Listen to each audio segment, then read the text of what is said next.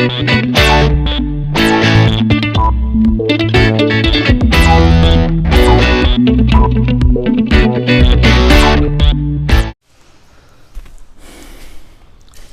Everyone, आप देख रहे हैं क्या देख रहे हैं, आपको पता होगा आप क्या देख रहे हैं। ठीक है, इसमें बताने की ज़रूरत नहीं है कि आप क्या देख रहे हैं। जो भी देख रहे हैं उसमें आप क्या देख रहे थे कि लास्ट क्लास में जो हम लोग पढ़े थे उसमें क्या कहते हैं, कुछ क्वेश्चंस, और किस चीज़ पे क्वेश्चंस, इलेक्ट्रिक फील्ड पे 5 से 6 क्वेश्चन हम लोगों ने देखा था मोशन ऑफ चार्जेस के बीच में। ठीक है, इस क्लास में हम लोग क्या डिस्कस करेंगे, ठीक, इस क्लास में हम लोग डिस्कस करेंगे चार्ज डिस्ट्रीब्यूशन के कारण। किसके कारण? चार्ज डिस्ट्रीब्यूशन के कारण। क्या चीज़? फील्ड। कि चार्ज डिस्ट्रीब्यूशन के कारण फील्ड कैसे कैलकुलेट होता है। अभी तक हम लोग सिर्फ पॉइंट चार्जेस के कारण फील्ड पढ़ रहे हैं। ठीक है, जैसे कि रॉड, ठीक है, रॉड पे चार्ज हो तो कैसे निकालेंगे। फिर क्या होता है? रिंग, ठीक है, डिस्क, ठीक, इन सब चीज़ों के कारण हम लोग देखेंगे। हम लोग स्पेशली कोशिश करेंगे कि रॉड रिंग कंप्लीट हो जाए, फिर अलग अलग चार्ज डिस्ट्रीब्यूशन के कारण हम लोग क्या निकालेंगे, फील्ड कैलकुलेट करेंगे। ठीक है, तो सबसे पहले हम लोग जो निकालेंगे, सबसे जो इजी वाला है वो कौन सा है? रॉड के कारण। किसके कारण? रॉड के कारण। फर्स्ट केस क्या है हमारा? रॉड है।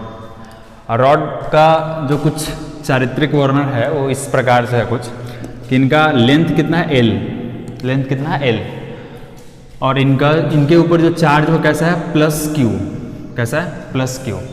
एक रॉड है जिसका लेंथ कितना है? एल, और इस पर कितना है चार्ज? प्लस क्यू है। और कैसा रॉड है ये? तो ये भी लिखना जरूरी ही है कि कैसा रॉड है, तो आपको पता होना चाहिए कि कैसा रॉड है। Conducting, CONDUCTING। बताइए, स्पेलिंग लोग भूल रहे हैं आजकल। ठीक है, कंडक्टिंग रॉड है, लेंथ कितना है? एल, और चार्ज कितना है इस पर? Plus Q.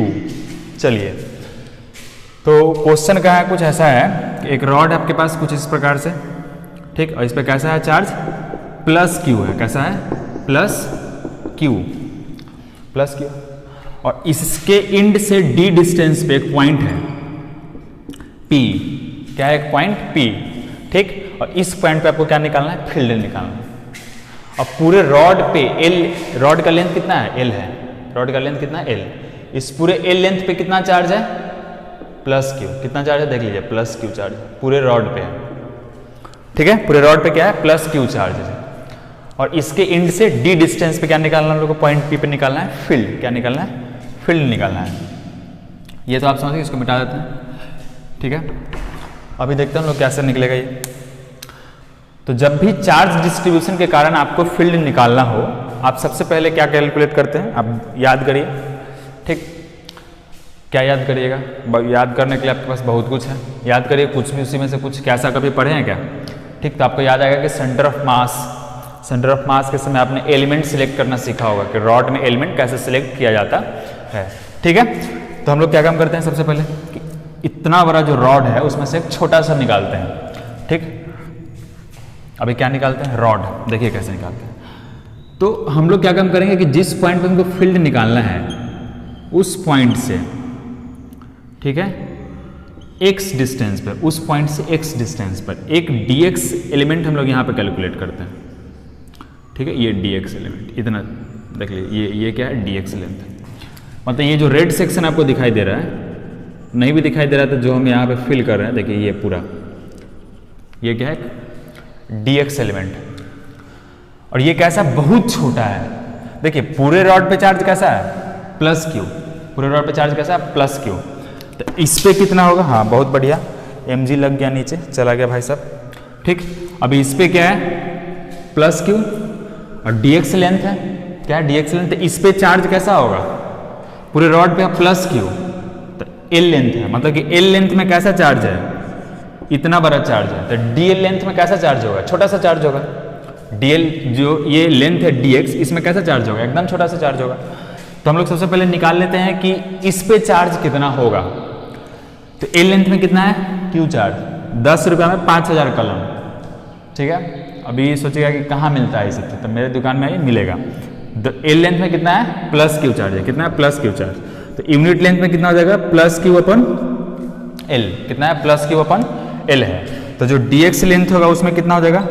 क्यू अपन एल है into dx। Q upon L into D x. ये चार्ज है और कौन सा चार्ज है, छोटा सा चार्ज है। अब आप ये मत देखिएगा सर आप इतना बड़ा चीज क्या क्या Q by L into D x लिख दें, आप बोल रहे हैं कि छोटा सा चार्ज है, फील समझते रहिए कि हाँ क्या एक्चुअली में ये चीज आपको पता है कि क्या है। ठीक है, अभी हो गया डी क्यू। अब सोच के देखिए कैसे कैलकुलेट करेंगे। हमको तो इतना भी पता चलेगा कि ये जो छोटा सा लेंथ लिया उस पर चार्ज कितना है, इतना है, Q by L into D X. अब हम लोग लिखते हैं, क्या लिखते हैं देखिए, D E is equals to छोटा सा चार्ज तो फील्ड भी छोटा सा, तो डी ई बराबर, ठीक, क्या लिख सकते हैं यहाँ से, के डी क्यू, अब बाई कितना लिख दे, आर स्क्वायर। आर स्क्वायर क्यों लिखेंगे, तो देखिए ध्यान से, आर स्क्वायर नहीं लिखेंगे, क्या लिखेंगे, तो हम लोग कौन सा चार्ज किसके कारण निकाल रहे हैं, फिर डी क्यू के कारण, किसके कारण, डी क्यू के कारण, डी क्यू के कारण। तो देखेंगे कि जिस पॉइंट पे हमको फील्ड निकालना है, तो कौन से पॉइंट पे फील्ड निकालना है, पी पे, किस पे, पी पे, और डी क्यू हमारा कहाँ है, यहाँ, तो P और DQ के बीच में डिस्टेंस कितना है, x, तो कितना लिखेंगे यहाँ पे, एक्स स्क्वायर, कितना लिखेंगे, एक्स स्क्वायर, लिख दिया। अब क्या करेंगे, कुछ नहीं करना है, बस देखते जाइए क्या क्या करना है। हो गया, DQ का वैल्यू देखिए यहाँ से क्या है, Q बाई एल, क्या Q बाई एल को लेमडा नहीं बोला जा सकता है, चार्ज अपॉन लेंथ को हम लोग लेमडा बोलते हैं, तो क्या हो जाएगा, लेमडा इंटू डी एक्स, तो यहाँ लिख दीजिए लेमडा इंटू क्या कर दीजिए, D x, lambda into D x. उप, अब तो हो गया खत्म फिजिक्स। अब यहाँ से क्या काम आएगा, मैथ्स। अभी मैथ्स देखिए क्या है, d इजकल्स टू क्या लिख सकते हैं हम लोग यहाँ से, k लेमडा, और यहाँ पे लिख सकते हैं, इसको लिख सकते हैं x का पावर -2 और dx, और हमको चाहिए इलेक्ट्रिक फील्ड, ये तो एलिमेंटल इलेक्ट्रिक फील्ड, तो यहाँ से इसको क्या करते हैं, इंटीग्रेट, यहाँ से इसको इंटीग्रेट कर देंगे। और इसको इंटीग्रेशन से बाहर क्यों रखा गया, क्योंकि ये क्या है, कॉन्स्टेंट, ये क्या है, कॉन्स्टेंट है। आज से 10-12 हज़ार साल पहले, या हो सकता है उससे भी ज़्यादा पहले, आप लोग तो एक्सपर्ट हैं, ऐसा कुछ फॉर्मूला आप पढ़े होंगे कि x to the power n dx का जो इंटीग्रेशन होता है, ठीक है, x to the power n dx का जो इंटीग्रेशन होता है वो कितना होता है, तो x to the power n plus 1 divided by n plus 1, बहुत सुंदर, x to the power n plus 1 divided by n plus 1। इसी फॉर्मूला का एप्लीकेशन है यहाँ पे, ठीक है, इसी फॉर्मूला का एप्लीकेशन है, x to the power n plus 1 divided by n plus 1। अब इसको हम लोग देखते हैं यहाँ से क्या होगा, तो इंटीग्रेशन ऑफ d कितना होगा, e बराबर k लेमडा, इधर लिख दें। अभी देखिए n कितना है यहाँ पे, -2 है, तो क्या लिखेंगे, x to the power -2 plus 1 divided by -2 plus 1, x to the power कितना कर दिया, -2 प्लस 1 डिवाइडेड बाई, लेकिन x तो वेरिएबल है, x तो बदलने वाला है, इसका तो कैरेक्टर क्या होते रहता है, बदलते रहता है, ठीक, जैसे आप लोग का कभी कैरेक्टर, कभी व्हाट्सएप, कभी फेसबुक, कभी इंस्टाग्राम, कभी ये, कभी वो, कभी दिस, कभी डैट, तो उसी तरीके से इस भाई साहब का भी दिमाग बदलते रहता है। अभी कहाँ से कहाँ तक बदलेगा, ठीक है, तो जैसे आपको अगर लिमिट दे दिया जाए कि आपका दिमाग कहाँ से कहाँ तक बदलता है, तो सोच के देखिए कहाँ से कहाँ तक बदलेगा, ठीक, तो सुबह में स्टार्ट करिए कहाँ से, व्हाट्सएप से, फिर दोपहर पहुँचते पहुँचते इंस्टाग्राम पे पहुँचेगा, फिर वहाँ से पहुँचते पहुँचते फेसबुक पहुँच जाइएगा, फिर वहाँ से पहुँचते पहुँचते टिकटॉक पे पहुँच जाइएगा, और उसके बाद रात भर पबजी खेल के सो जाइएगा, ठीक है, इस सर्कुलेट चलते रहता है। इस भाई साहब को देखिए कहाँ से कहाँ तक बदलता है, ये है x, ये जो एलिमेंट हम लोग सिलेक्ट किए, सबसे पहले कहाँ सिलेक्ट कर सकते थे, यहाँ पे, ठीक है, और यहाँ से कहाँ तक, यहाँ तक, तो सबसे छोटा वाला डिस्टेंस कौन सा होगा, d, और सबसे अंत वाला d प्लस एल।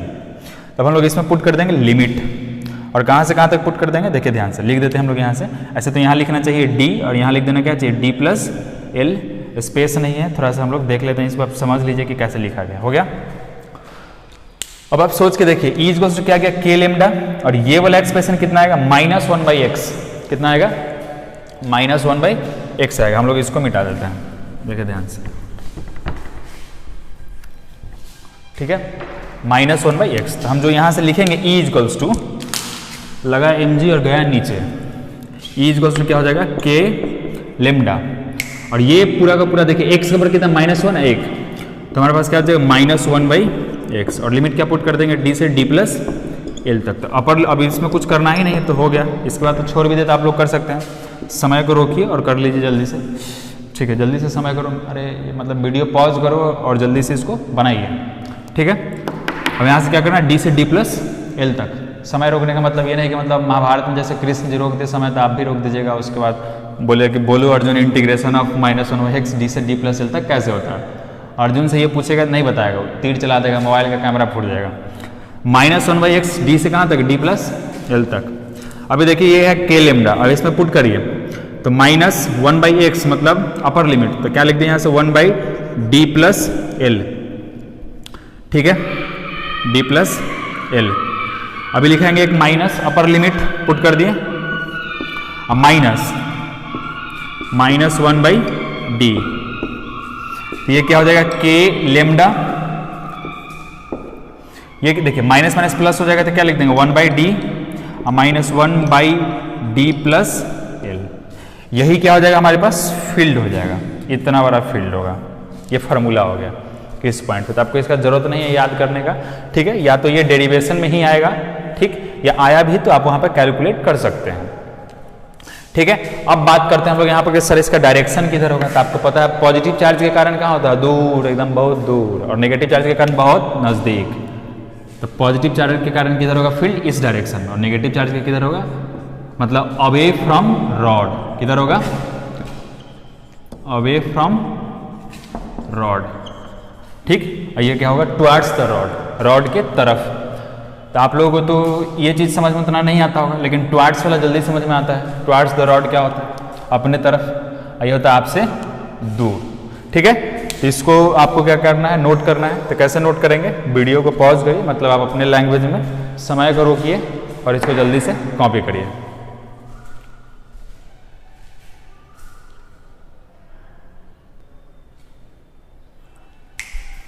ठीक है, अब हम लोग क्या देखेंगे, सेकेंड नंबर केस, ठीक है। सेकेंड नंबर केस क्या है देखिए। अब आप सुनिए, पहले तो एक इसको देखने से पहले एक डिस्क्लेमर सेशन का ये है, आप अपने दिमाग का जितना स्ट्रेंथ है टोटल जो इधर उधर भटक रहा होगा उसको कहाँ फोकस करिए, बोर्ड पे, क्योंकि अभी जो बताएंगे, ठीक है ना, बहुत बड़ा चीज़ नहीं है, क्या है, बहुत ऐसा नहीं कि हम कुछ मतलब नया फार्मूला ही आज लॉन्च करने जा रहे हैं, ऐसा कुछ नहीं है, ठीक। लेकिन अलग अलग डिफरेंट बुक्स में उसका जो एजम्पशन है वो अलग अलग है, ठीक है, और आप कंफ्यूज भी करते हैं बहुत ज़्यादा, तो इसलिए इसको ध्यान से समझने की कोशिश करिए, ठीक। तो कंसेप्ट क्या हो जाएगा, एकदम क्लियर हो जाएगा। इसमें हम लोग अभी क्वेश्चन भी देख ही लेंगे, ठीक है। अब हम लोग ऐसा क्या कैलकुलेट करने वाले हैं जो मतलब इतना बड़ा नोटिफिकेशन आपको दिया गया, सेकेंड केस है। अब हम लोग अभी जो हम रॉड लिए थे उसका लेंथ क्या था, फिक्स था, लेंथ क्या था, फिक्स है। लेकिन अभी जो हम लोग रॉड लेंगे उसका लेंथ कुछ फिक्स नहीं है, मतलब वो एकदम अनडिफाइंड लेंथ है। मतलब सपोज करिए यही रॉड है और इसका ये वाला एंड भी क्या है, ये वाला एंड भी कहाँ गया है, -इन्फिनिटी में, और इसका ये वाला भी एंड कहाँ चला गया है, +इन्फिनिटी पे। ध्यान से देखिए, -इन्फिनिटी से कहाँ चला गया, +इन्फिनिटी तक। जैसे ये है आपके पास मार्कर, तो इसका ये एंड आपको दिख रहा है, ये भी दिख रहा है, ठीक है। अब ऐसा ये रॉड है जिसका एक एंड वो भी चला गया +इन्फिनिटी पर, और एक कहाँ चला गया, -इन्फिनिटी पे, बहुत बड़ा रॉड है।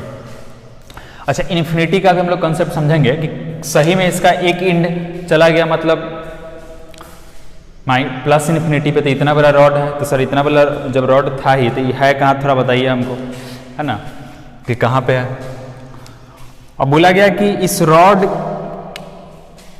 ठीक, से d डिस्टेंस पे, कितना डिस्टेंस पे, d डिस्टेंस पे, यहाँ पे एक पॉइंट है, पॉइंट का नाम क्या है, कुछ भी, पॉइंट का नाम क्या है, कुछ भी, KUCH भी, कुछ भी, पॉइंट का नाम है कुछ भी, ठीक है। नहीं, पॉइंट का नाम कुछ भी नहीं, पॉइंट का नाम क्या है, P, पॉइंट का नाम है P, ठीक। और इस पॉइंट P पे आपको क्या निकालना है, फील्ड, इस पूरे रॉड के कारण क्या करना है, पूरे रॉड के कारण क्या निकालना है, पॉइंट पे फील्ड निकालना है। अभी तो आप समझिए एक चीज कि रॉड पे चार्ज कितना है, Q, या चार्ज डिस्ट्रीब्यूशन जो है वो कितना है, लेमडा कूलम पर मीटर। देखिए ध्यान से, ठीक है। तो बोल देते हैं कि पूरे रॉड पे कितना है चार्ज, Q है, या जो चार्ज डिस्ट्रीब्यूशन है इसका लेमडा कूलम पर मीटर, चार्ज पर यूनिट लेंथ कितना है इसका, लेमडा। और इस पॉइंट को क्या बोला गया है कि इससे d डिस्टेंस पे ये जो पॉइंट P है उस पॉइंट पे आपको क्या निकालना है, फील्ड निकालना है। क्या निकालना है, फील्ड। ठीक है, अब इसको ध्यान से, अब अपना दिमाग एकदम फोकस करना इस पर शुरू करिए, अभी क्या होगा। ठीक है, तो उसमें जैसे हम लोग एलिमेंट सिलेक्ट किए थे वैसा ही एलिमेंट यहाँ भी सिलेक्ट करना पड़ेगा, लेकिन कैसे एलिमेंट सिलेक्ट किया जाए, तो ध्यान से देखिएगा।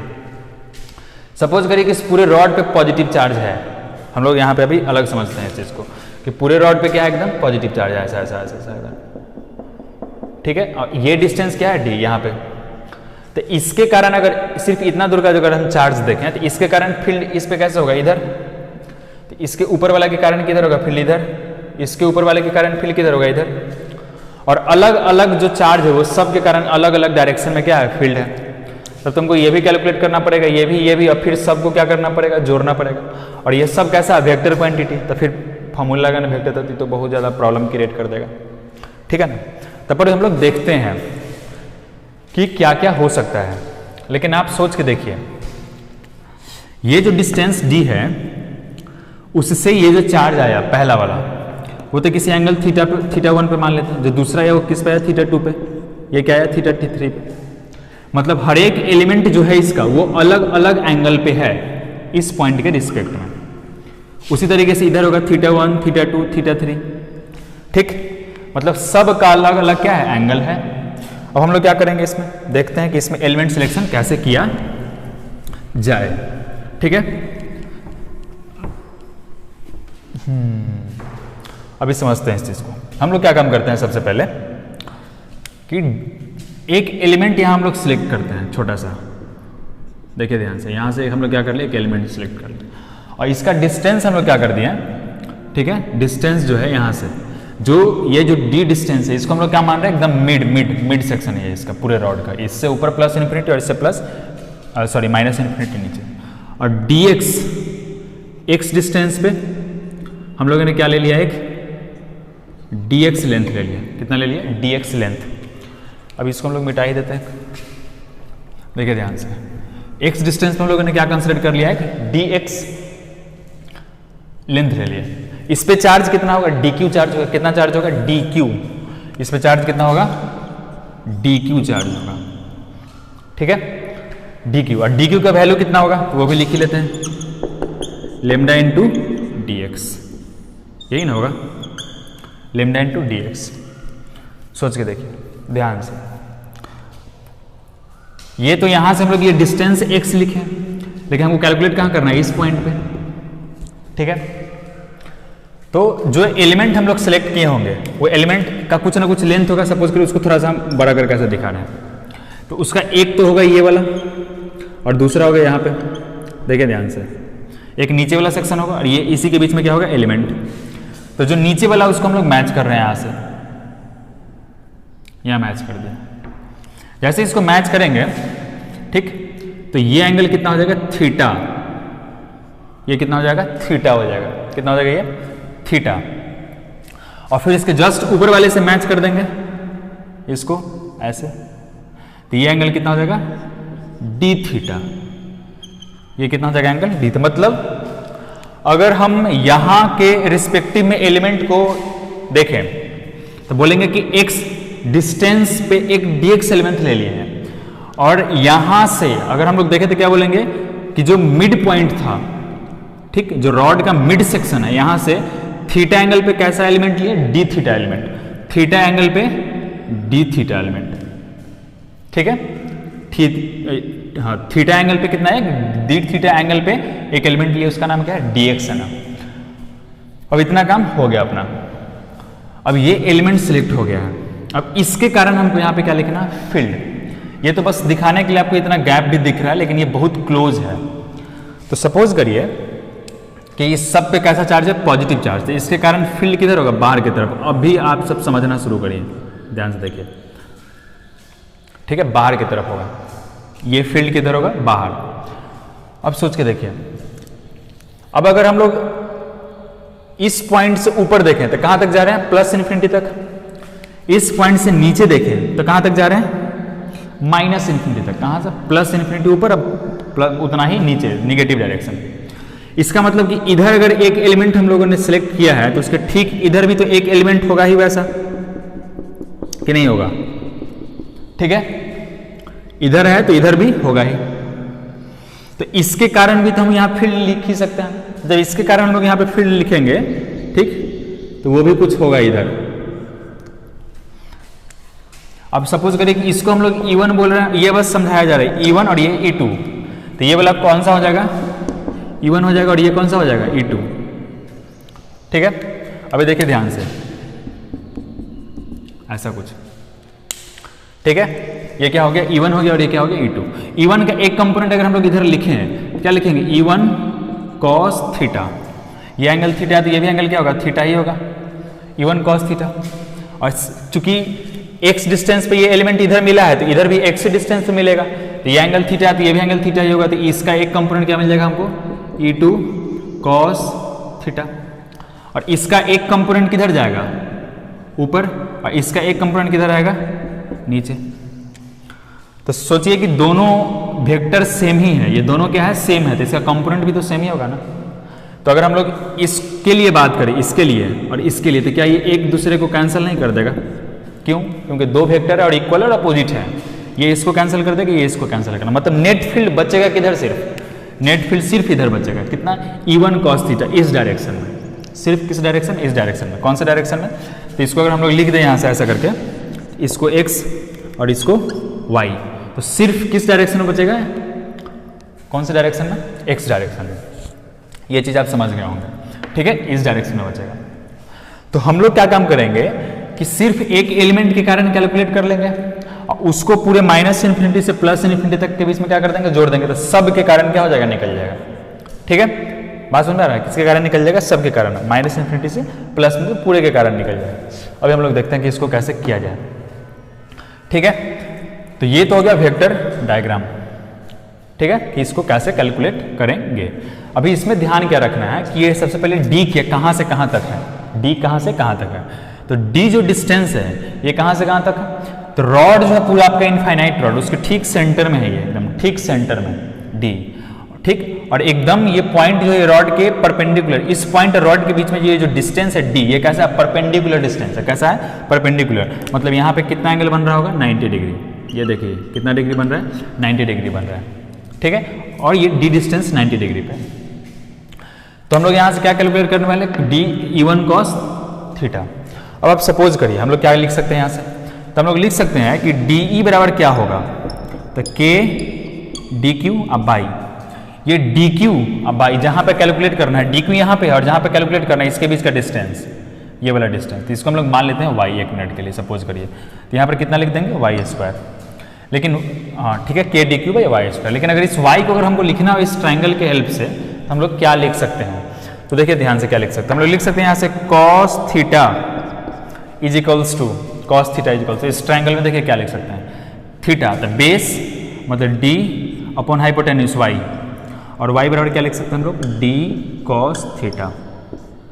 ठीक है, तो यहाँ से डी क्या हो जाएगा आपके लिए, देखिए ध्यान से, d इक्वल्स हो जाएगा k डी क्यू, अब y कितना, d cos theta, d cos theta, तो ये y स्क्वायर है तो d स्क्वायर, एक मिनट, y इक्वल्स टू क्या होगा, यहाँ से मिस्टेक हो गया यहाँ पे, y इक्वल्स टू कितना हो जाएगा, d बाई cos थीटा होगा, मतलब d सेक थीटा हो जाएगा, ये क्या हो जाएगा, d सेक थीटा, यहाँ पर भी क्या हो जाएगा, d square sec square theta.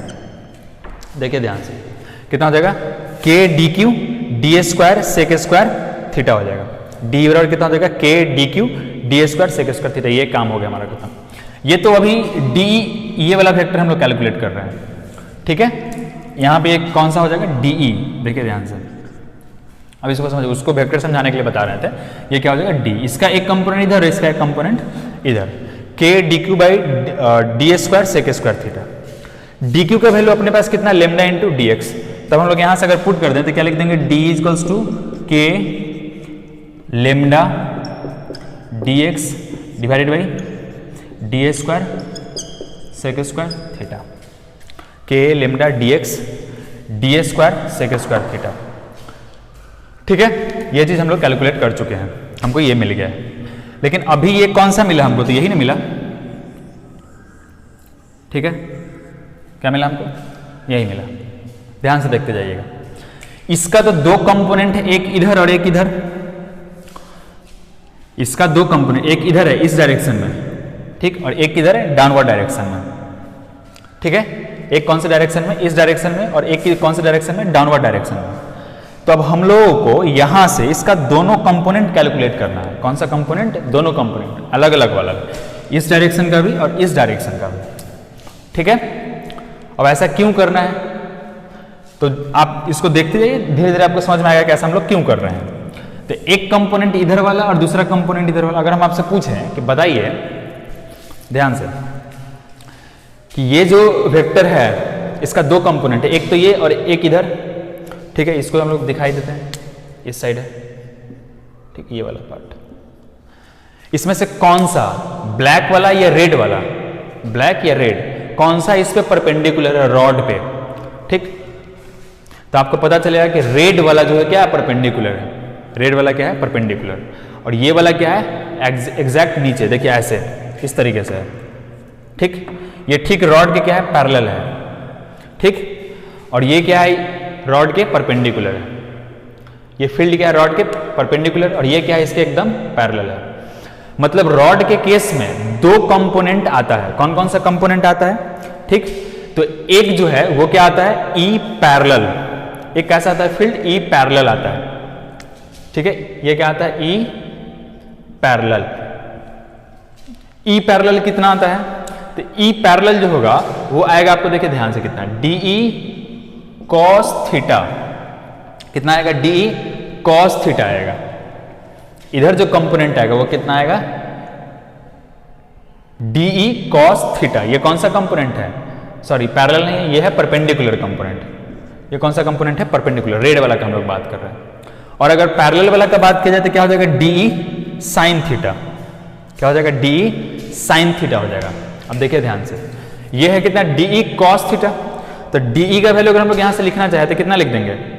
K lambda D x और डिवाइडेड बाई कितना है यहाँ पे?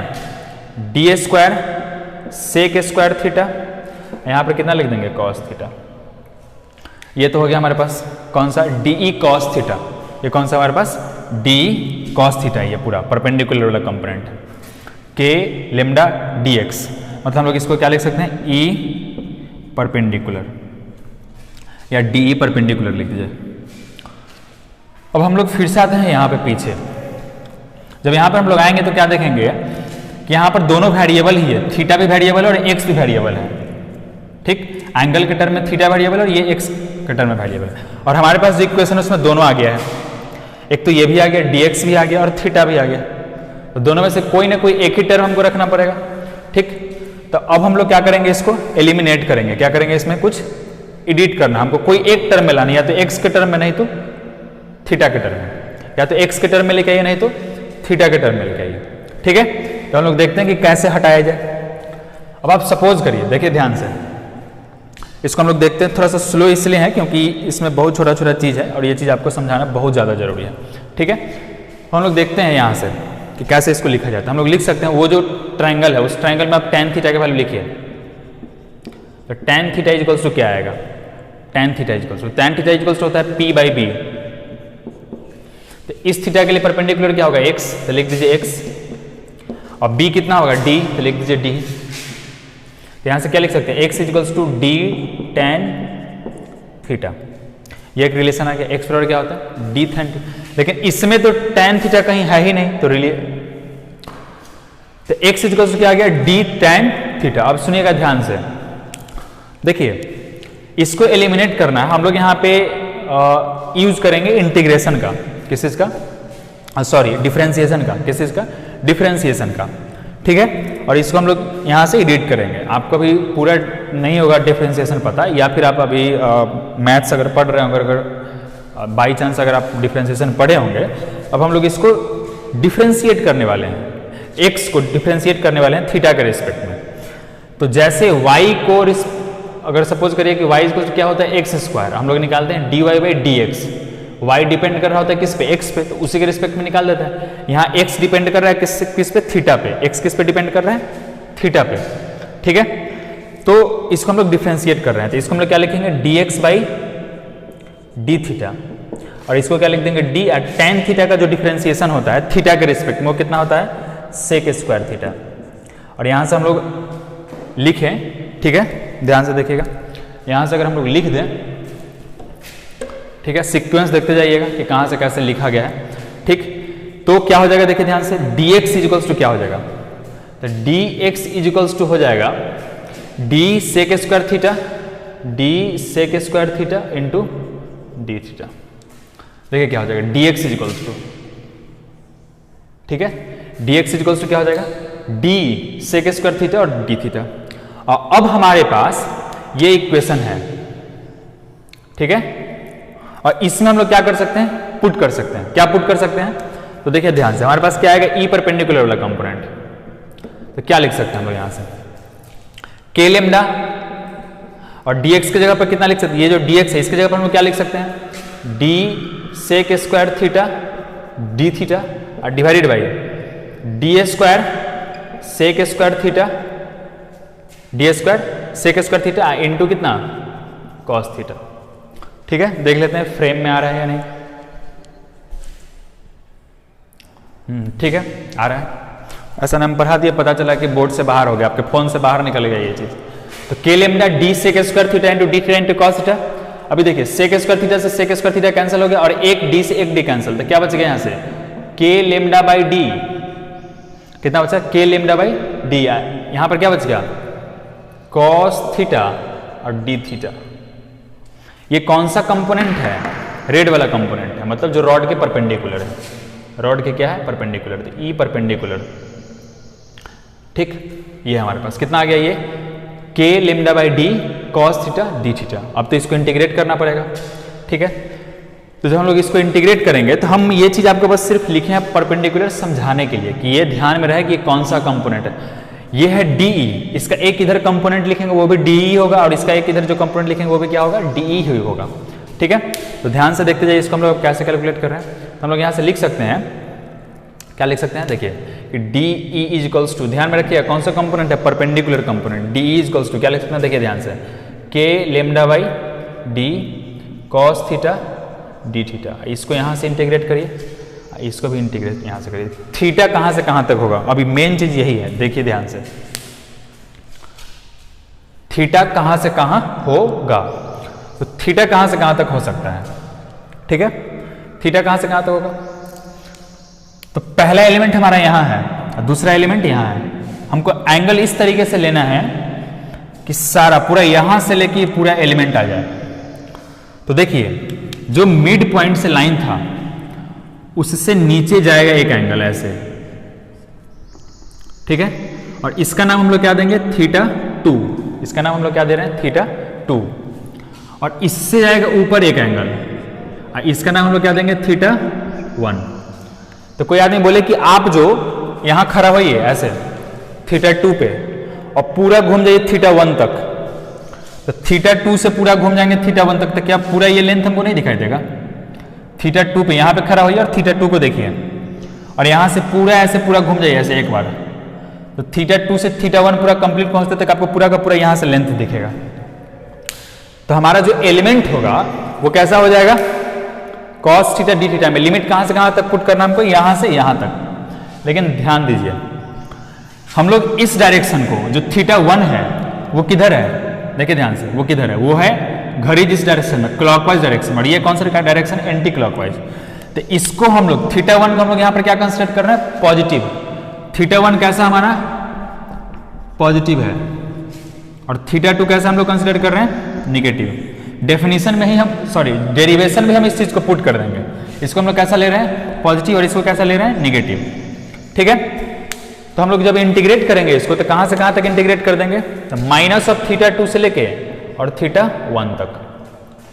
अब तो ये सिंपल है, यहां से इंटीग्रेशन ऑफ डी कितना हो जाएगा, यहां से लिख सकते हैं के लेमडा बाई कितना डी, और integration of minus of theta 2 से लेके कितना, थीटा 1, और यहाँ पे कितना आ जाएगा आपके पास, कॉस थीटा डी थीटा। ये कौन सा कंपोनेंट मिल गया आपको, ई परपेंडिकुलर कंपोनेंट। कौन सा कंपोनेंट, ई परपेंडिकुलर कंपोनेंट।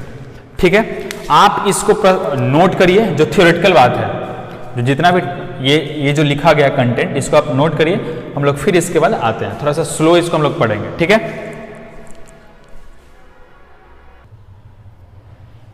ठीक है, अब हम लोग इसको कैलकुलेट कर लेते हैं। देखिए कैलकुलेट करके कितना आ जाएगा। E इक्वल्स टू कितना हो गया के लेमडा, अब बाई कितना कर दे डी, के लेमडा बाई डी। इंटीग्रेशन किसका है कॉस थीटा का है, तो कॉस थीटा का इंटीग्रेशन कितना होगा साइन थीटा, तो लिख दीजिए यहाँ पे साइन थीटा। और लिमिट कहाँ से कहाँ तक, तो माइनस ऑफ थीटा 2 से लेकर कहाँ तक प्लस ऑफ थीटा 1 तक। तो इसको हम लोग क्या लिख सकते हैं के लेमडा बाई डी, ठीक, sine theta 1 minus of sine minus of theta 2, ऐसा, ठीक है। और ये कितना जाएगा के लेमडा बाई डी, यहां से आ जाएगा आपके पास साइन थीटा 1, और साइन माइनस थीटा क्या होता है माइनस साइन थीटा, देखिए ध्यान से, यहां से साइन माइनस थीटा क्या होता है minus sine theta, sine minus theta क्या होता है माइनस साइन थीटा, और एक माइनस पहले से, तो दोनों आ जाएगा तो कितना हो जाएगा प्लस हो जाएगा यहाँ से, और लिख देंगे कितना साइन थीटा 2। ये कौन सा कंपोनेंट आया हमारे पास, ठीक है, ये वो कंपोनेंट आया जो रॉड के परपेंडिकुलर है, जो रॉड के क्या है परपेंडिकुलर, के lambda by D sine theta 1 plus sine theta 2, sine theta 1 plus sine theta 2, ये वो कंपोनेंट है, ठीक है ना, जो रॉड के क्या है परपेंडिकुलर, जो रॉड के क्या है परपेंडिकुलर। ठीक इसी तरीके से हम लोग क्या कैलकुलेट करेंगे रॉड के पैरेलल कंपोनेंट को भी, लेकिन उसको कैलकुलेट करने के लिए ज़्यादा चैलेंजिंग काम नहीं है, ठीक है ना, चैलेंजिंग ये भी नहीं है, एक से दो बार आप प्रैक्टिस करिएगा, स्टेप ध्यान में रखिएगा, अपने आप हो जाएगा, ठीक है। हम बताएंगे भी इसको किस तरीके से एकदम मेमोराइज कर लिया जाएगा तुरंत, ज़्यादा टाइम नहीं लगेगा, ठीक। ये था कौन सा कंपोनेंट परपेंडिकुलर कंपोनेंट। अब हम लोग देखते हैं कि ई पैरेलल वाला कैसे कैलकुलेट करेंगे। तो ई पैरेलल भी अगर हम लोग कैलकुलेट करें तो देखिए ध्यान से, यहाँ से क्या लिखेंगे डी, और कितना लिख दिया जाएगा के लेमडा बाई डी, और पैरेलल वाला को क्या लिखेंगे डी साइन थीटा, तो के लेमडा बाई डी, ठीक है। और यहाँ पर क्या लिखे थे आप देखिएगा इससे प्रीवियस जो आप अपने नोट्स में बनाए होंगे, वहाँ पर देखिए क्या लिखे हम लोग के लेमडा बाई डी और कॉस थीटा, तो यहाँ पर क्या लिख देंगे साइन थीटा। इसको भी इंटीग्रेट कर दिया जाएगा कहाँ से कहाँ तक माइनस ऑफ थीटा 2 से लेके थीटा 1 तक, तब तो सिंपल हो गया के लेमडा बाई डी, ठीक, और साइन थीटा डी थीटा, और साइन थीटा का इंटीग्रेशन कितना होता है तो माइनस कॉस थीटा, और इसमें माइनस थीटा 2 से कितना पुट कर देंगे थीटा 1। ये कौन सा कंपोनेंट हमको मिल जाएगा E parallel component, E parallel component, ठीक है, ई पैरेलल कंपोनेंट के lambda by D minus of cos theta minus of theta 2 से लेकर कितना तक थीटा 1 तक। इसको भी हम लोग सॉल्व कर लेंगे, ठीक। तो साइन थीटा का इंटीग्रेशन, अब इसको यहाँ से देख लीजिए क्या हो जाएगा के लेमडा बाई डी, के lambda by D minus of cos theta, upper limit put करें ध्यान से देखिए माइनस कॉस थीटा 1, ये पुट कर दिए, फिर माइनस एक साइन लगाएंगे, अब फिर क्या लिखेंगे माइनस कॉस माइनस थीटा 2, देखिए ध्यान से क्या लिखा गया यहाँ से, ठीक। अपर लिमिट पुट किए माइनस, फिर इसमें क्या कर दिए लोअर लिमिट, तो कॉस माइनस थीटा 2, ये भी कितना होता है कॉस थीटा, मतलब cos minus theta, cos minus theta बराबर कितना होता है कॉस थीटा, तो ये तो इतना ही रह जाएगा, कितना हो जाएगा कॉस थीटा 2, और माइनस माइनस प्लस, तो ये एक्सप्रेशन क्या आ जाएगा हमारे पास के लेमडा बाई डी, के लेमडा बाई डी, और देखिए क्या आ जाएगा एक्सप्रेशन यहाँ से cos theta 2 minus cos theta 1। ये कौन सा कंपोनेंट है ई पैरेलल कंपोनेंट, किसके पैरेलल रॉड के पैरेलल, किसके पैरेलल रॉड के पैरेलल, किसके पैरेलल रॉड के पैरेलल। अब देखिए हम ये नहीं कह रहे हैं कि ये कॉम्प्लिकेटेड नहीं है, ठीक, लेकिन ये भी उतना ही ज़्यादा सही बात है, ठीक, कि इसको आपको समझना है, और आप ज़्यादा इसमें फर्स्ट अटेम्प्ट में किसी को, हम लोग जब पढ़े होंगे तो थोड़ा सा कन्फ्यूजन या फिर थोड़ा सा ये लगता है क्योंकि इंटीग्रेशन है, दो वेरिएबल्स हैं, कन्वर्जन होता है, तो आपको क्या काम करना है इसको एकदम प्रॉपर लिख लेना है, ठीक है। आप उसको एक से दो बार प्रैक्टिस करेंगे, ठीक, लेकिन सबसे ज़्यादा इंपॉर्टेंट बात यह है कि आपको ये फॉर्मूला याद होना चाहिए, ठीक, कि परपेंडिकुलर वाला कंपोनेंट कैसे लिखते हैं के लेमडा बाई डी, के lambda by D sine theta 1 plus sine theta 2, और इसको क्या लिखेंगे के lambda by d cos theta 2 minus cos theta 1। Perpendicular component क्या है के लेमडा बाई डी, ठीक है, sine theta 1 plus sine theta 2, और ये कितना है के lambda by d cos theta 2 minus cos theta 1। क्योंकि बोर्ड में अब इसका डेरिवेशन पहले पूछा जाता था, इधर नहीं पूछा जा रहा है, ठीक है, 4-5 साल से इधर नहीं पूछा जा रहा है, लेकिन इसके बेस्ड पे जो क्वेश्चन है वो पूछा जाता है। ठीक है, एंगल आपको दिया जाएगा और इस फॉर्मूला का यूज करके आपको कैलकुलेट करना होगा।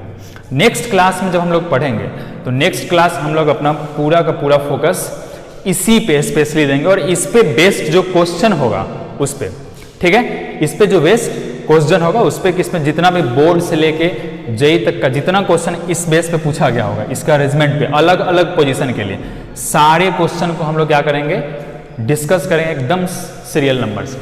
ठीक है, तो इसको आप प्रॉपरली एकदम, अभी इसमें बहुत सारा बात बचा हुआ है, अभी इसमें बहुत सारा बात हम लोग इसको रिवाइज करेंगे। डेरिवेशन के टर्म में जितना था वो इतना ही है। अब बोर्ड के पर्सपेक्टिव से तो बहुत ही ज़्यादा इंपॉर्टेंट है। अब ये कोई ज़रूरी नहीं है कि पिछले 5 साल से नहीं पूछा था, ठीक, तो इस साल नहीं पूछेगा, जरूर पूछ देगा, उसके ऊपर डिपेंड करता है। ठीक, मे भी आपका सिलेबस कहीं इस बार डिक्रीज हो जाए, और जहाँ तक मेरा एक्सपीरियंस है होगा ही। ठीक है, तो ये सब कंटेंट नहीं हटेगा। कंटेंट कौन सा हट सकता है, सपोज अभी हम ये कंफर्म नहीं कर सकते, जैसे ऑप्टिक्स वगैरह का जो पार्ट है मे भी कहीं उसको डिक्रीज कर दिया जाए, इसलिए क्योंकि वो इंडिपेंडेंट टॉपिक है। वो क्या है, इंडिपेंडेंट टॉपिक है, ये सब रिलेटेड टॉपिक है, इसको नहीं हटाया जा सकता है। एक को हटाएगा तो फिर दूसरे में प्रॉब्लम आने लगेगी। ठीक है, तो इसके लिए सबसे इंपॉर्टेंट क्या है कि आप सबसे पहले इसको एकदम स्टेप बाय स्टेप लिखिए ध्यान से। ठीक, फिर इसको 1 से 2 बार क्या करिए, प्रैक्टिस करिए, और प्रैक्टिस के साथ साथ आप सबसे पहले इस दोनों को तो जरूर ही ध्यान में रखेंगे। ये एक फार्मूला और दूसरा फार्मूला ये है। ठीक है, सबसे ज़्यादा इंपॉर्टेंट है, इसको आप लिखेंगे। फिर हम लोग नेक्स्ट क्लास में पहले इसी बेस्ड को क्वेश्चन, इसी बेस्ड पे हम लोग पहले क्वेश्चन बनाएंगे, फिर जो नेक्स्ट पार्ट होगा उसको हम लोग बढ़ेगा। ठीक है, कंसिस्टेंसी बना के पढ़ते रहिए। ठीक, और क्वेश्चन का जितना प्रैक्टिस हो सके उसको करिए। आप एम करीम, HC वर्मा इसको एकदम रेगुलरली बनाइए। NCERT को भी देखते रहिए। ठीक है, NCERT को एम करीम, HC वर्मा बनाने के बाद भी अगर आप देखेंगे तो आपसे क्वेश्चन उसमें बनेगा।